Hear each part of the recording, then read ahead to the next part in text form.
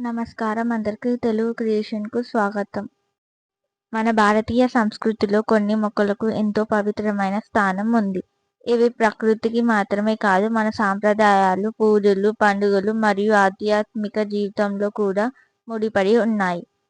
ఈరోజు వీడియోలో ప్రతి హిందూ ఇంట్లో ఉండాల్సిన పవిత్రమైన మొక్కల గురించి, వాటి ప్రాముఖ్యత, సాంప్రదాయం, విశిష్టత మరియు పూజల్లో వాటి ఉపయోగం గురించి తెలుసుకుందాం. వీడియోను చివరి వరకు చూడండి. తులసి మొక్కను హిందూ సాంప్రదాయంలో పవిత్రమైన మొక్కగా భావిస్తారు.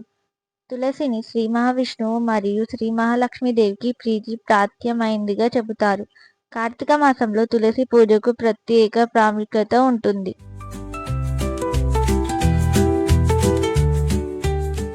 బిల్వ మారేడు చెట్టు. బిల్వపత్రం పరమశివునికి అత్యంత ప్రీతిప్రదమైనది. శివలింగంపై బిల్వపత్రం సమర్పించడం శైవ సాంప్రదాయంలో ముఖ్యమైన పూజ విధానం. బిల్వపత్రం 3 ఆకులతో ఉంటుంది. వాటిని శివుని త్రినేత్రానికి ప్రతీకగా భావిస్తారు. మహాశివరాత్రి రోజు బిల్వ పూజకు ప్రత్యేక స్థానం ఉంది. అశోక చెట్టు. అశోక వృక్షానికి భారతీయ సంస్కృతిలో ఎంతో ప్రత్యేకమైన స్థానం ఉంది. అశోక అంటే శోకం లేనిదని, ఆనందాన్ని కలిగించేది అని అర్థం. అన్ని అప్పులు పోగొట్టే శక్తి అశోక చెట్టుకి ఉంది. అశోక చెట్టు అప్పుల బాధను పోగొడుతుందని భవిష్యత్ పురాణాల్లో చెబుతారు. పారిజాతం దేవలోకం నుండి వచ్చిన పవిత్రమైన వృక్షంగా పురాణాలలో వర్ణించబడి ఉంది. పారిజాతం పూలను విష్ణువు మరియు కృష్ణుని పూజలు ఉపయోగిస్తారు. ఉదయం నేలపై రాలిన పూలను సేకరించి పూజలు సమర్పించే సాంప్రదాయం ఉంది. శంకు పుష్పం నీలి రంగు పూలతో ఎంతో అందంగా ఉంటుంది. కొన్ని ప్రాంతాలలో దీనిని దేవతల పూజల్లో ఉపయోగిస్తారు. పరమశివునికి అత్యంత ప్రీతికరమైనది.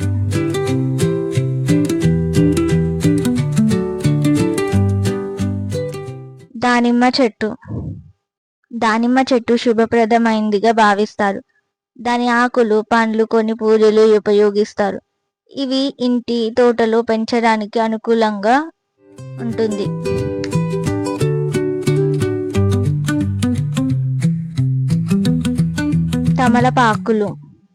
తమలపాకులు హిందూ పూజలు ముఖ్యమైన స్థానం కలిగి ఉన్నాయి.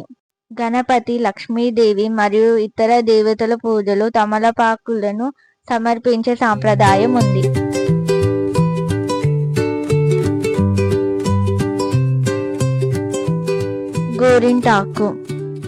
గోరింటాకు సౌభాగ్యానికి ప్రతీకగా భావిస్తారు.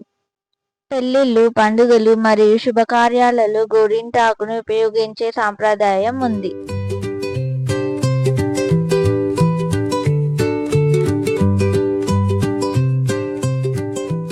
జమ్మి లేదా షమి చెట్టు.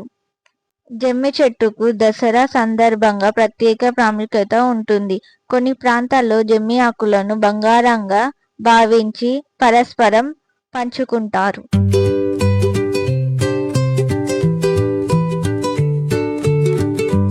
మనీ ప్లాంట్ చాలా మంది ఇంటి అలంకరణ కోసం పెంచుకుంటారు. కొన్ని కుటుంబంలో దీనిని శుభానికి ప్రతీకగా భావిస్తారు.